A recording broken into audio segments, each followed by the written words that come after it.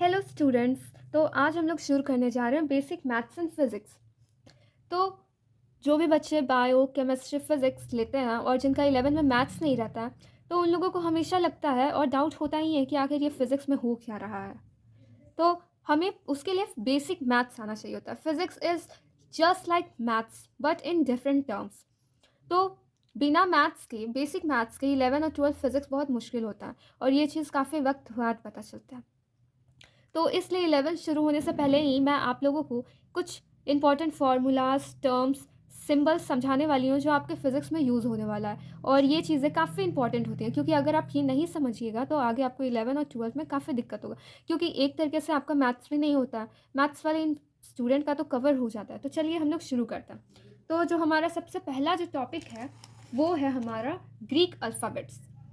अब आप सोच रहे होंगे ग्रीक अल्फ़ाबेट्स है क्या? तो सबसे पहले हम लोग देखेंगे द ग्रीक अल्फ़ाबेट्स। अब देखिए, इसमें आपका बहुत सारा कुछ 8-10 टर्म्स होगा। तो सबसे पहले जो हम लोग देखने वाले हैं वो है अल्फ़ा। अब आप ये सोचिए इसका सिंबल कैसा होगा।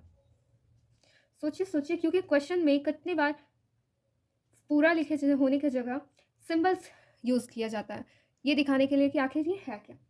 तो अल्फ़ा, बीटा, गामा, डेल्टा,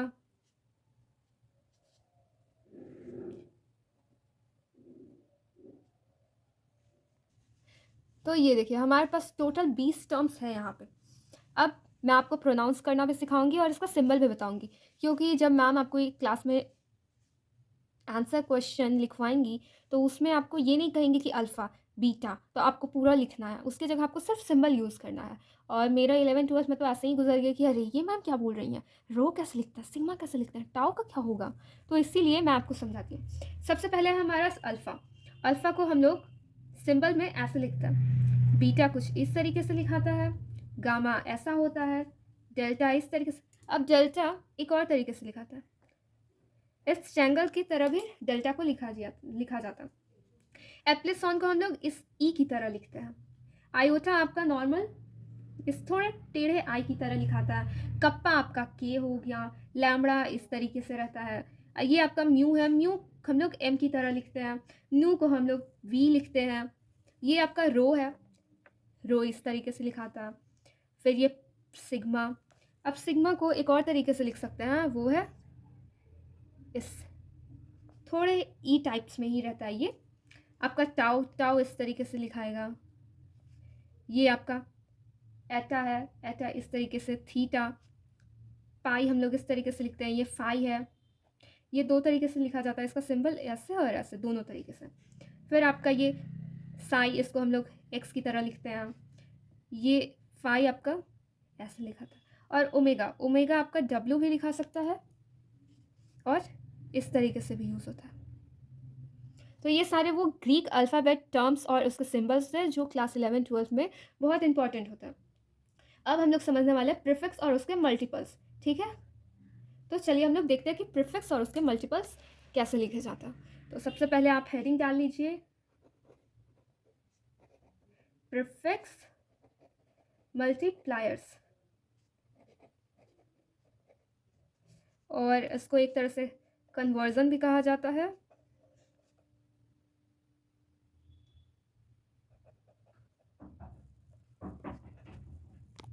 अब प्रीफिक्स मल्टीप्लायर में दो रहता है, एक मल्टीपल और एक सब मल्टीपल। अब मल्टीपल और सब मल्टीपल दोनों के अंदर फैक्टर, प्रीफिक्स और सिंबल आता है, दिख तो रहा ना। हाँ, और सेम सब मल्टीपल में भी फैक्टर, प्रीफिक्स और सब मल्टीपल आता है। अब हमारे पास लगभग कुछ 10 से 15 फैक्टर्स और होंगे। तो चलिए देखते हैं हम लोग उसको। तो फैक्टर्स में सबसे पहले मल्टीपल्स में हम लोग देखते हैं। मल्टीपल्स में आपका आता है 10 to the power 18, 10 to the power 15, 10 to the power 12, 9, 10 to the power 6, 10 to the power 3, 10 to the power 2 और 10 to the power 1। अब सबका इसका एक प्रीफिक्स रहता है, इसको हम लोग कहते हैं 10 to the power एक्सा, इसको पेटा, टेरा, गीगा, मेगा, किलो, हेक्टो और डेका। अब इसका भी सिंबल होता है ई, पी, टी, जी, एम, के, स्मॉल एच, डी, ए, डेका। अब इन 8 में से जो आपका ज़्यादा इंपॉर्टेंट रहता है वो हेक्टा, डेका, किलो, मेगा। ये जो 4 है वो most of the time use होता है। अब हम लोग सब मल्टीपल्स देखेंगे। सब मल्टीपल्स आपका सेम है, बस इट्स नेगेटिव फॉर्म। जैसे कि यहाँ 10 to the power 18, 10 to the power 15, 10 to the power 12, 10 to the power 9, 10 to the power 6, 10 to the power 3, 10 to the power 2 और 10 टू द पावर 1। अब इसके भी प्रीफिक्स हैं, जैसे इसको कहा जाता है एटा, फेम्टो, पीको, नैनो, ये माइक्रो, मिली, सेंटी, डेकी। अब इन सब का सिंबल होता है a, f, small p, small n, small u, m, c और डी। सो इन सब में जो ज़्यादा इंपॉर्टेंट होता है वो डेकी, सेंटी, मिली, माइक्रो और नैनो होता है। अब इसका यूज़ किस तरीके से होता है देखिए, जैसे अगर कहीं आपका आंसर आया जहाँ पे आपका जो ज़ीरो लगा हुआ है, आंसर 3 डिजिट में आ रहा है जिसमें लास्ट में 3 ज़ीरो आ रहा है, तो उसको आपको चेंज करना पड़ेगा। तो ये सब जो फैक्टर्स हैं वहाँ पे यूज़ होता है। अब इसके आगे हम लोग जो पढ़ने वाले हैं वो है सम इम्पॉर्टेंट कॉन्स्टेंट्स। फिजिक्स और केमिस्ट्री में बहुत सारे कॉन्स्टेंट्स होता है, तो let's see lots of constants. Some important constants, तो कॉन्स्टेंट्स आपको अच्छी तरीके से याद करना रखना है, क्योंकि कुछ कुछ क्वेश्चंस में तो कॉन्स्टेंट्स दिए रहता है, लेकिन कुछ कुछ क्वेश्चंस में आपको खुद का दिमाग लगा के याद करना रहता है कि अरे इसका क्या होगा। ठीक है, तो जैसे सबसे पहले हम लोग देखते हैं स्पीड ऑफ लाइट।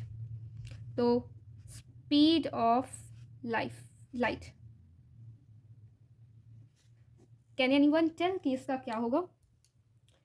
तो देखिए इस कॉन्स्टेंट्स का जो है वैल्यू वो है 3 into 10 to the power 8 metre second, और स्पीड ऑफ लाइट डिनोट हुआ किया जाता है सी से। सी मतलब हुआ स्पीड ऑफ लाइट। कहीं भी क्वेश्चन में अगर आपको सी लिख जाए या फॉर्मूला में अगर सी लिखा हुआ है तो उसका मतलब हुआ स्पीड ऑफ लाइट। तो आगे हम लोग ये सब चीज़ें देखेंगे। अब सेकेंड में आपका आता है एवोकाडो नंबर। ये फिजिक्स और केमिस्ट्री दोनों में बहुत इंपॉर्टेंट है।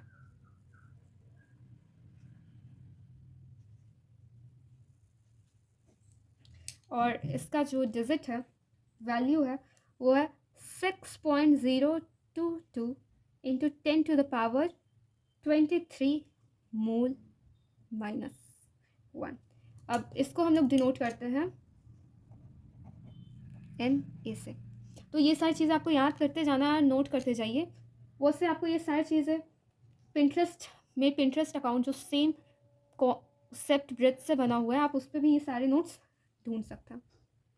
तो थर्ड है आपका चार्ज ऑफ इलेक्ट्रॉन या प्रोटॉन। चार्ज ऑफ इलेक्ट्रॉन और प्रोटॉन, तो इसका जो वैल्यू होता है वो है plus minus 1.6 into 10 to the power 19 coulomb.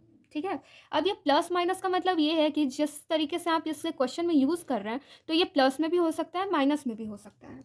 अब जो हम लोग का थर्ड है वो है फोर्थ वो है मास ऑफ इलेक्ट्रॉन।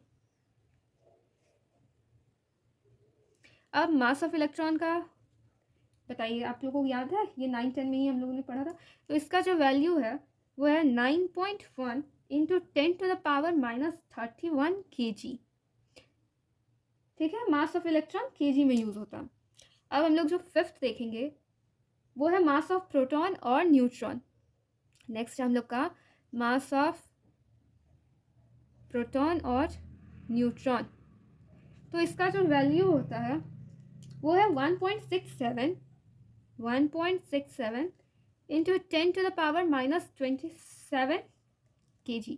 अच्छा, इसमें आपको ये चीज़ याद रखना है कि जो मास ऑफ न्यूट्रॉन है वो हमेशा मास ऑफ प्रोटॉन से ज़्यादा ही रहता है। ठीक है, अब हम लोग देखने वाले हैं acceleration due to gravity. Acceleration due to gravity.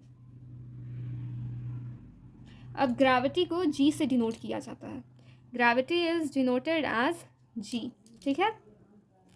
तो अब एक्सेलरेशन ड्यू टू ग्रेविटी है 9.8 मीटर सेकेंड स्क्वायर, और ये टू अर्थ सरफेस है, ठीक है, अर्थ सरफेस। और नेक्स्ट हम लोग देखने वाले हैं यूनिवर्सल ग्रेविटेशनल कांस्टेंट। वैसे ही आपका acceleration due to gravity question solve करते टाइम आप एवरेज 10 लेकर के यूज़ कर सकते हैं, ठीक है। पर अगर जहाँ पे एकदम प्रिफिक्स एक ही आंसर चाह रहा है तो वहाँ पे आपको 9.8 यूज़ करना पड़ेगा। अब जो हम लोग का 7 नंबर है वो है यूनिवर्सल ग्रेविटेशनल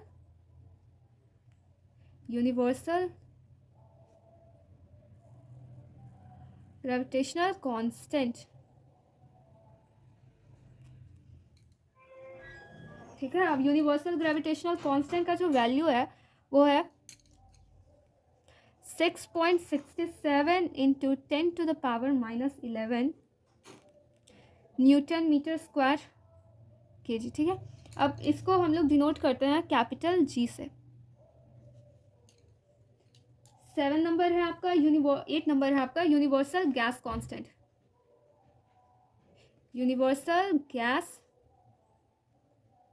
कांस्टेंट। इसका जो वैल्यू है वो है 8.314 और इसको हम लोग डिनोट करते हैं कैपिटल आर से। नेक्स्ट है हम लोग का प्लैंक्स कांस्टेंट, और प्लैंक्स कांस्टेंट ही आपका केमिस्ट्री में भी इंपॉर्टेंट है। 9 नंबर है आपका प्लैंक्स कांस्टेंट।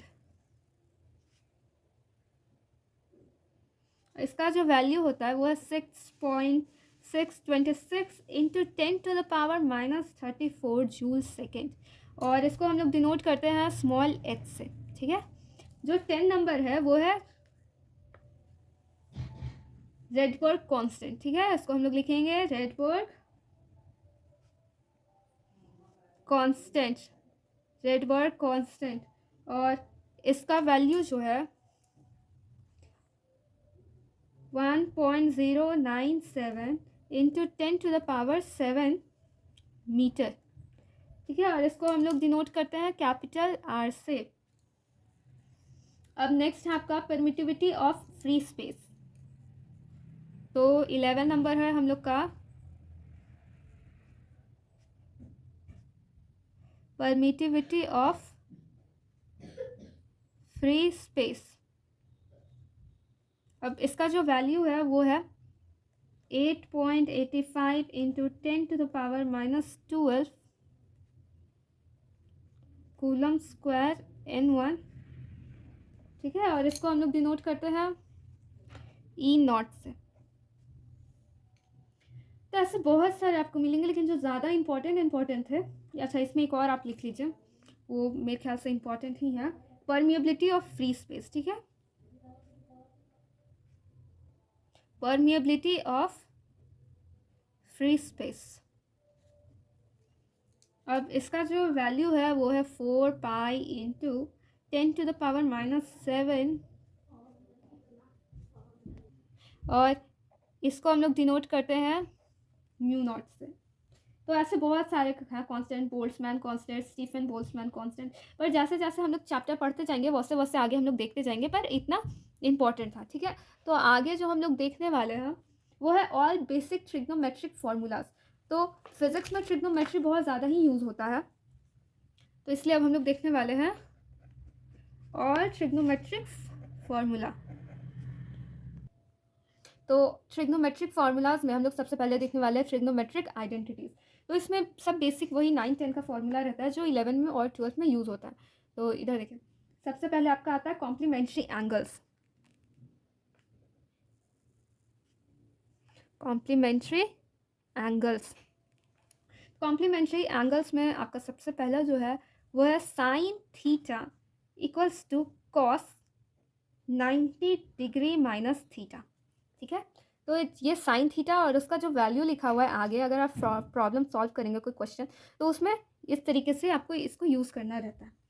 अब जो सेकंड है वो है कॉस थीटा, और जैसा कि आप जानते ही हैं साइन थीटा कॉस थीटा दोनों का एकदम उल्टा ही होता है, तो यानी यहाँ पे आपका कॉस की जगह साइन लिख देंगे, और सेम फॉर्मूला यहाँ पे भी होगा 90 डिग्री माइनस थीटा। नेक्स्ट है आपका टैन थीटा, जैसे हमेशा रहता था टैन का हमेशा कॉट, तो यहाँ पे कॉट लिख करके 90 डिग्री माइनस थीटा हो जाएगा। अब कुछ इन्वर्स वाला भी फॉर्मूला हम लोग देख लेते हैं। जैसे कि रहता था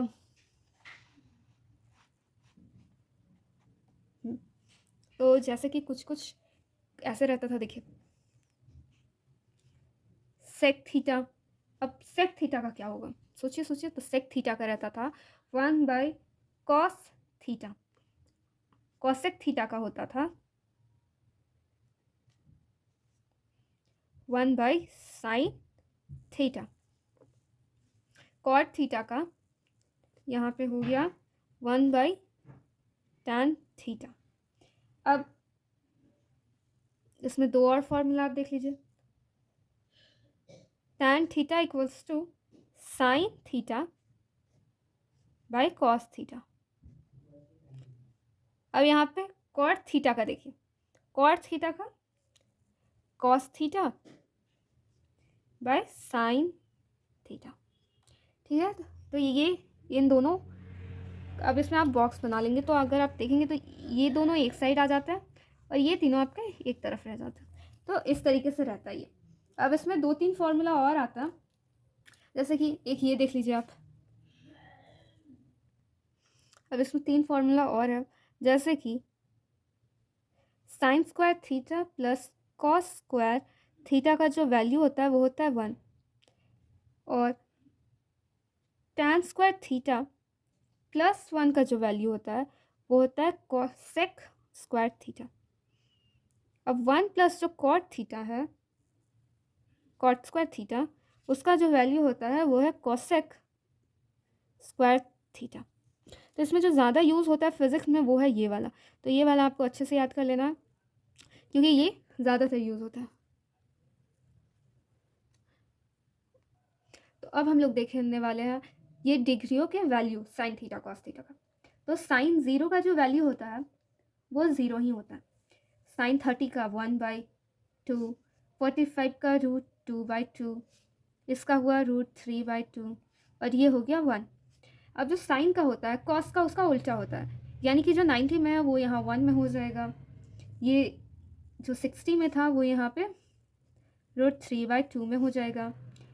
ये सेम टू सेम ही रहेगा आपका। अब यहाँ पे ये चेंज हो जाएगा, ये वाला यहाँ आ जाएगा, ये 0 हो जाएगा। ठीक है, अब ये जो tan में है वो सिंपल सा 0/1 इज ऑलवेज 0, सो इसलिए यहाँ 0 हो जाएगा।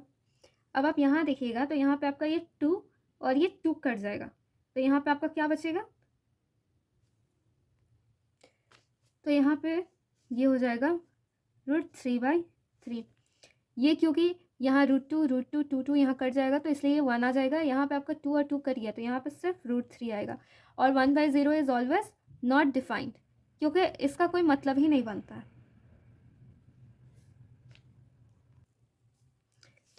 अब कॉसेक का वैल्यू यहाँ पे नॉट डिफाइंड, यहाँ पे इसका वैल्यू 2 हो जाएगा।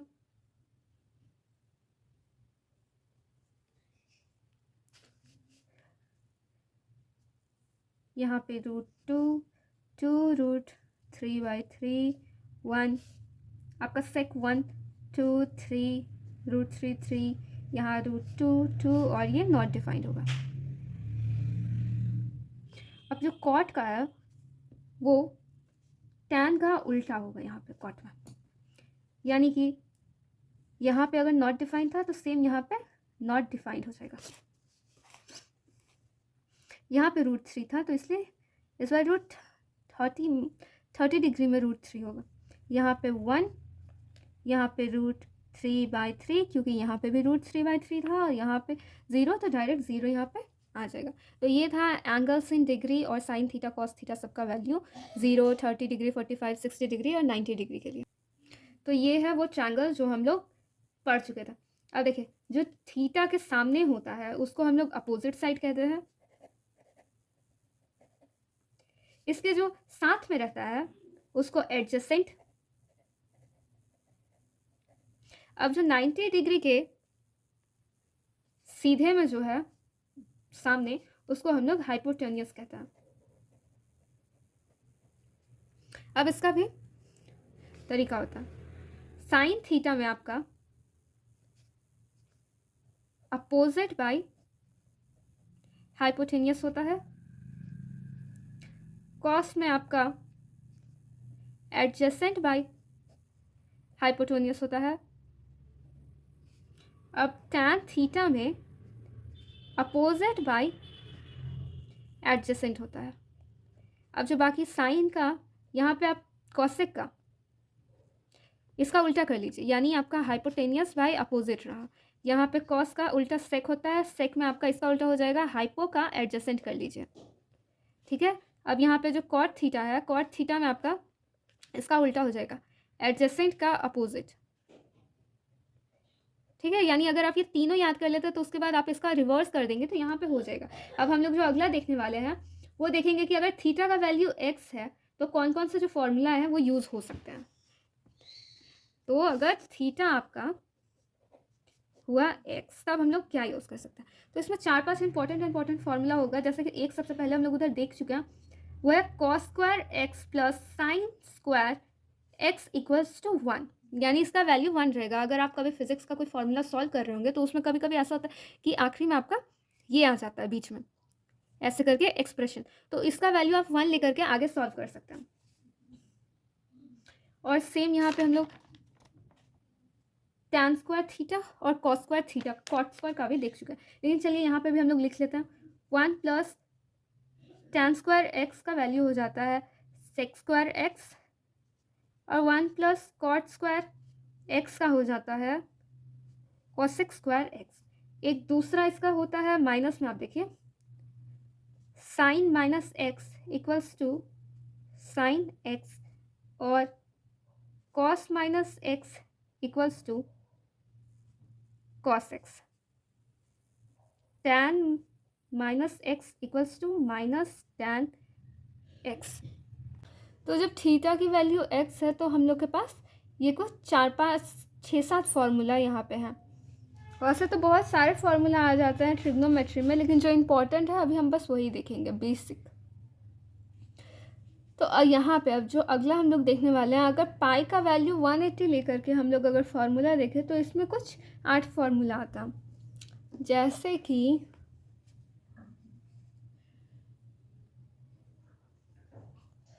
Cos pi by 2 plus x equals to minus sine x.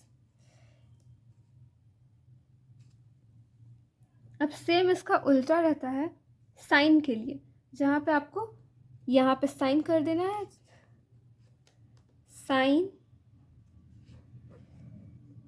Pi by square plus x equals to cos x. तो इसका उल्टा ये हो जाता है।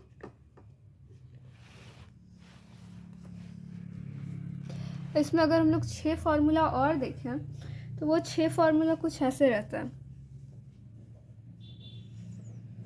Cos pi minus x equals to minus cos x. अब यहाँ जो पाई का वैल्यू है वो अंडर 180 आता है, ठीक है। इसका उल्टा साइन के लिए आपका वही same, sine pi minus x equals to sine x, cos pi plus x equals to minus cos x.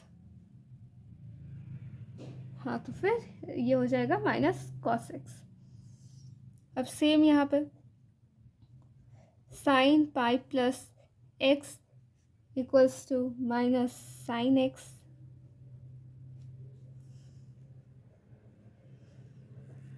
cos 2 pi minus x equals to cos x।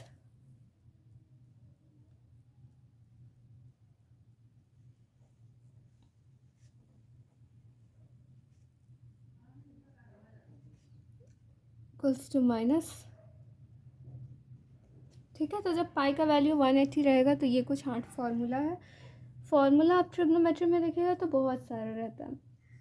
अब जो अगला हम लोग देखने वाले हैं वो है एंगल्स। तो एंगल्स हम लोग देखेंगे।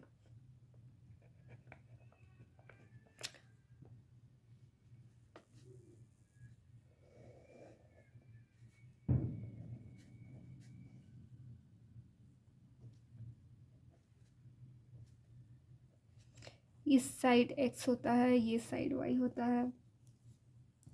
अब इसमें अगर हम लोग का एंगल इस तरफ बढ़ता है तो ये माइनस हो जाता है, और इस तरफ बढ़ता है तो ये पॉजिटिव हो जाता है। और ये जो पूरा सर्कल होता है वो 180 डिग्री का 360 डिग्री का होता है, हाफ होता है 180 का। तो यहाँ पे हम लोग जो पाई का वैल्यू है वो हो गया 180, ठीक है।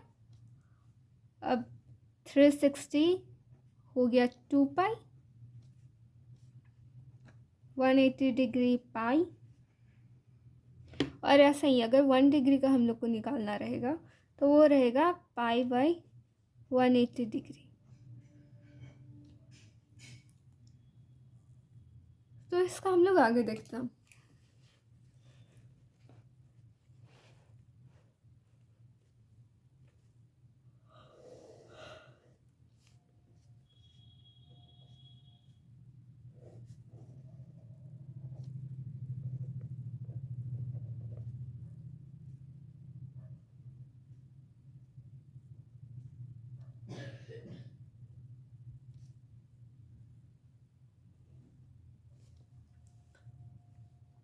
ठीक है, तो इसको हम लोग कहते हैं y+1, ये हो गया x+1, ये -1 और ये भी -1 हो जाता है।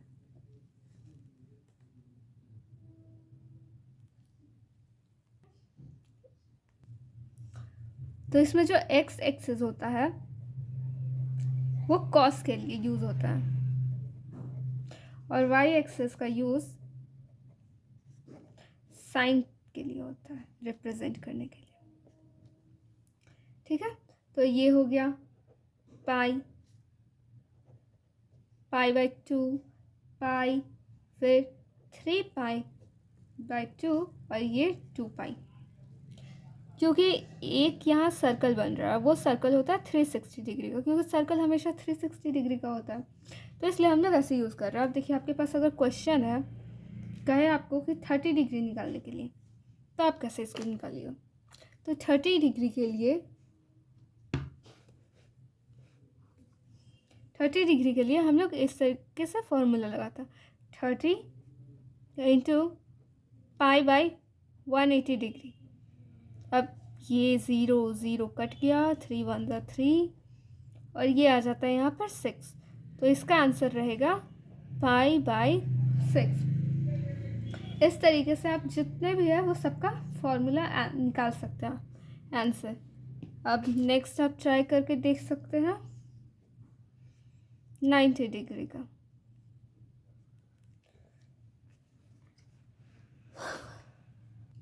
इसका फॉर्मूला कुछ इस तरीके से होता है, x theta equals two degree into pi by 180। ठीक है, ये यहाँ पे आपको वैल्यू लिखना है, जैसे हम लोग यहाँ 30 डिग्री लिखा था, और ऐसे ही आपको सॉल्व कर लेना है। अब हम लोग बनाने वाले हैं कास्ट डायग्राम।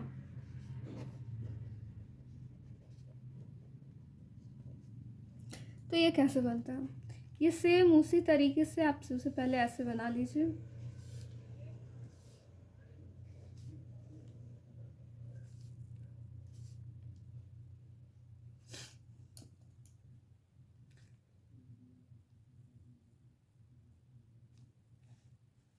और ये यहाँ से शुरू होगा, CAST।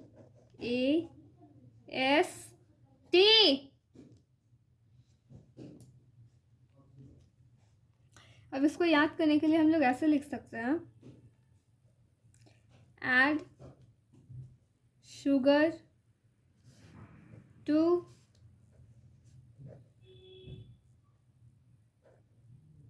कॉफ़ी। अब इसमें जो हम लोग का कॉस होता है वो पॉजिटिव होता है, जो साइन होता है वो पॉजिटिव होता है, और जो टैन है वो भी यहाँ पॉजिटिव होता है, यानी कि इस इस एंगल में, इस साइड में आपका जितना भी रहेगा कॉस साइन टैन वो सब पॉजिटिव रहेगा। अब यहाँ पे आपका जो कॉस है वो नेगेटिव रहता है, यहाँ पे साइन भी पॉजिटिव रहता है और यहाँ पे टैन नेगेटिव रहता है। अब यहाँ पे जो कॉस है वो नेगेटिव, इधर साइन नेगेटिव और इधर टैन वो पॉजिटिव होता है। सेम इधर भी ऐसा ही है, ये कॉस पॉजिटिव, यहाँ पे साइन थीटा आपका नेगेटिव और यहाँ पे टैन नेगेटिव हो जाता है।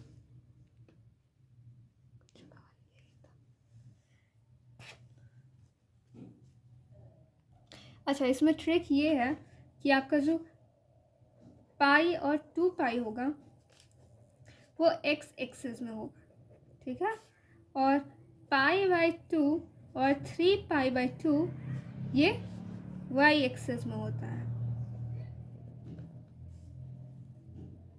अब यहाँ पे देखिए, इस ग्राफ को देखिए, तो जैसे ही एंगल इस तरफ से बढ़ता है ये इंक्रीज होता है, और अगर इस तरफ से बढ़ता है तो ये डिक्रीज होता है, ठीक है। ये कुछ चीज़ों को आपको ध्यान में रखना है। अच्छा, तो अब देखते हैं ये यूज़ कहाँ होता है, कैसे होता है। अब आपके पास एक क्वेश्चन है कि कॉस 270 डिग्री प्लस थीटा, तो इसका जो वैल्यू है वो क्या होगा, है ना, कि ये क्या होगा, साइन कॉस थीटा ये क्या होगा। तो देखते हैं हम लोग 270 आता कहाँ है, सोचिए कहाँ आता होगा। तो यहाँ से हम लोग शुरू करते हैं। तो आपका जो साइन आता है, कॉस आता है, वो आता है यहाँ पे, और कॉस का उल्टा साइन होता है, तो इसलिए ये यहाँ पर प्लस साइन हो जाएगा। तो अब हम लोग देखने वाले हैं कैलकुलस।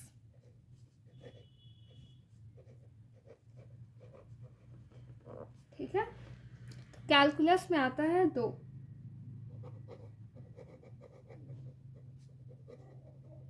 एक होता है डिफरेंशिएशन, एक होता है इंटीग्रेशन। तो जो डिफरेंशिएशन है उसमें डिवीज़न यूज़ होता है, और जो इंटीग्रेशन है उसमें हम लोग एडिशन यूज़ करते हैं।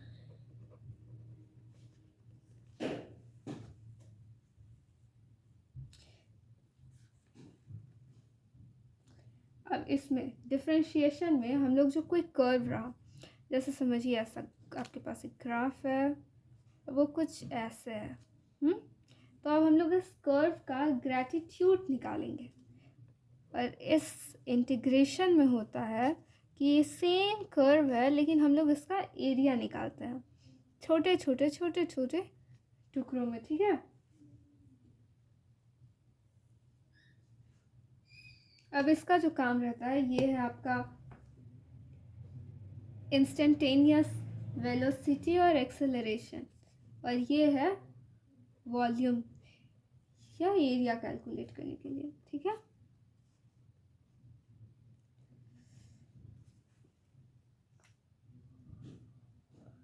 अब इसमें जो फॉर्मूला हम लोग यूज़ करते हैं वो होता है dy बाई dx, और ये होता है, ये इंटीग्रेशन का फॉर्मूला है, ठीक है, साइन है y dx।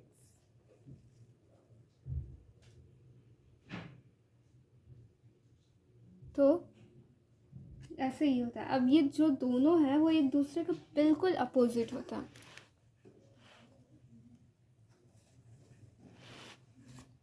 देखिए कैसे, ये जो यहाँ पर है dy बाई dx,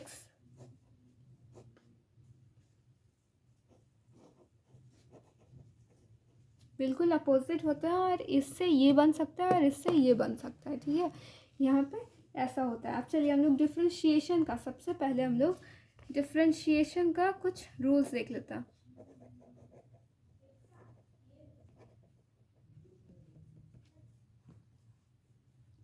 तो जो सबसे पहले है वो है d/dx, ठीक है। यहाँ पे कांस्टेंट हम लोग लेंगे, तो ये हमेशा आपका 0 ही होगा। अब यहाँ कांस्टेंट की जगह पे अगर हम लोग 2 लेकर इसको बनाएं तो ये कुछ इस तरीके से होगा।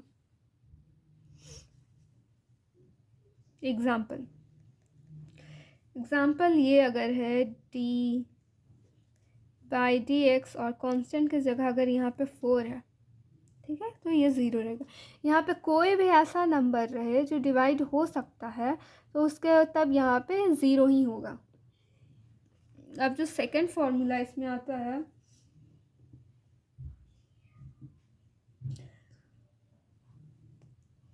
वो है d/dx, और यहाँ पे x के ऊपर अगर स्क्वायर लगा हो तो इसको हम लोग ऐसे बनाते हैं n-1।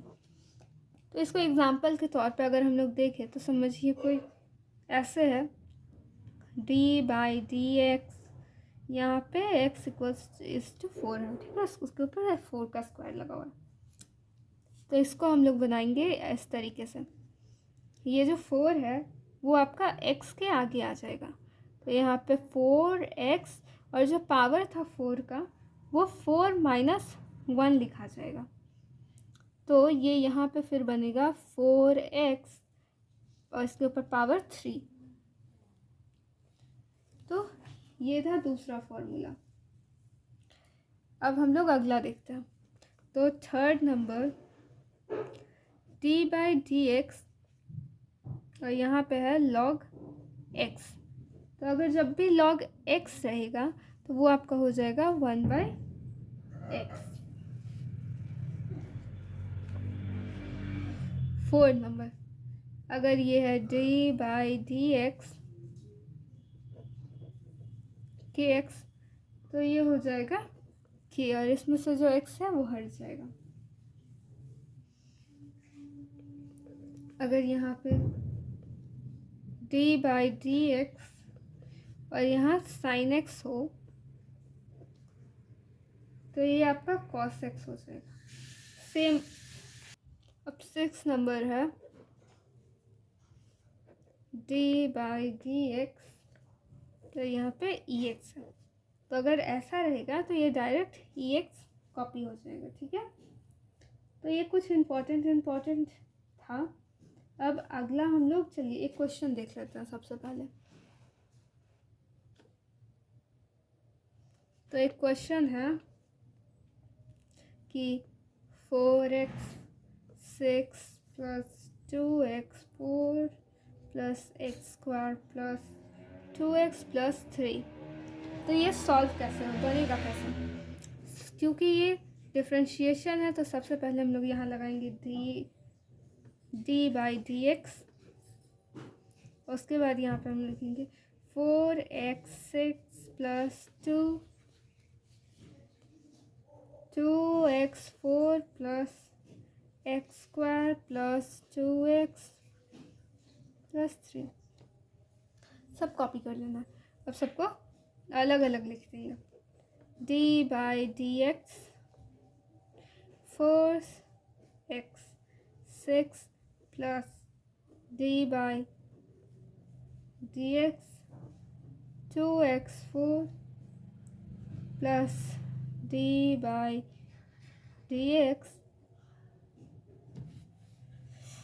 x² + d/dx 2x + d/dx 3, ठीक है। अब इसमें आगे इसका 4 बाहर निकाल लेंगे हम लोग, और क्योंकि ये 6 था तो ये फॉर्मूला हम लोग जो लगाए थे यहाँ पर 2 नंबर में वो वाला यूज़ करेंगे और 6 यहाँ से बाहर आ जाएगा। फिर x और 6 में से 1 माइनस करने के बाद ये यहाँ 5 हो जाएगा। फिर यहाँ पे 2 बाहर आ जाएगा और ये 4 यहाँ पे आ जाएगा। फिर यहाँ x और 4 - 1 यहाँ पे 3 लिखा जाएगा। फिर यहाँ पे हो जाएगा ये आपका, इसमें से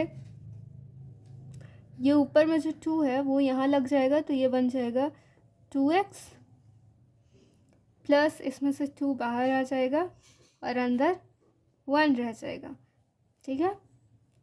और क्योंकि इसमें कुछ भी x का नहीं है तो इसलिए यहाँ पे 0 हो जाएगा। तो ये है इसका आंसर, इंटीग्रेशन।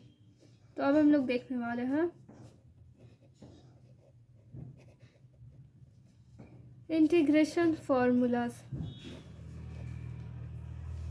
ठीक है। तो अगर सबसे पहले जो 1 नंबर है वो अगर 0 dx रहा तो इसका वैल्यू c रहता है।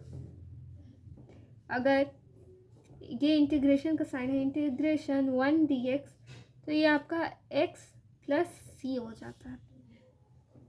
3 अगर ये है integration x dx equals to x n+1 by n+1 plus c। तो इसमें अगर हम लोग एक एग्जांपल लें, जैसे कि इंटीग्रेशन x3 dx, ठीक है। तो ये हो जाएगा